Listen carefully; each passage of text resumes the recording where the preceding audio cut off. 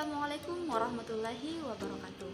Perkenalkan, nama saya Karni dari Prodi Penyuluhan Pertanian Berkelanjutan kelas 1B. Baik, pada kesempatan ini saya akan mempresentasikan materi dari analisa kelayakan finansial dan ekonomi pada mata kuliah Perencanaan Wilayah Pedesaan.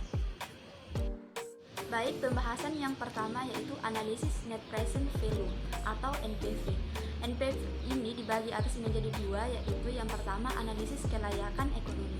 Kelayakan ekonomi didefinisikan sebagai kelayakan bagi semua pihak yang memanfaatkan baik langsung maupun tidak langsung dari suatu pembangunan atau pengembangan suatu sistem transportasi. Yang kedua adalah analisis kelayakan finansial oleh Abu Bakar dan Iskandar pada tahun 1997 menjelaskan bahwa mengenai finansial dari suatu proyek sistem transportasi transit massal, di mana olehnya dijabarkan bahwa biaya dari proyek ini terdiri atas construction cost atau biaya pembangunan dan land and replacement cost atau biaya tanah dan ganti rugi, serta biaya operasi dan maintenance. Baik, yang kedua adalah analisis benefit cost ratio atau BCR.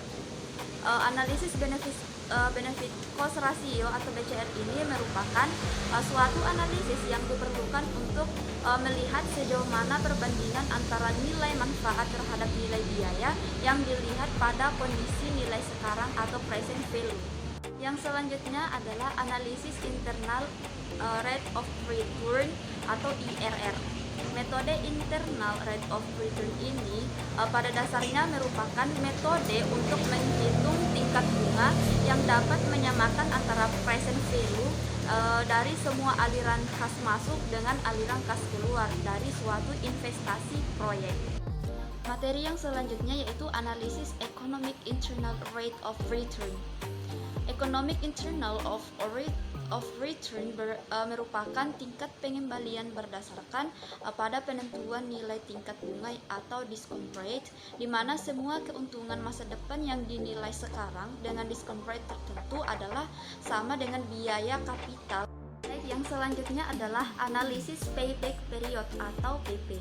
Payback period atau periode payback merupakan metode yang digunakan untuk menghitung lama periode yang diperlukan untuk mengembalikan uang yang telah diinvestasikan dari aliran kas masuk atau proses dan tahunan yang dihasilkan oleh proyek investasi tersebut. Life cycle cost atau LCC. Life cycle cost analysis merupakan konsep kunci dari manajemen aset berupa suatu metode analisis secara teknis yang dikembangkan berdasarkan konsep ekonomi untuk mengevaluasi efisiensi jangka panjang dari beberapa alternatif investasi yang tersedia. LCCA merupakan salah satu tool yang sangat penting untuk membantu dalam pengambilan keputusan.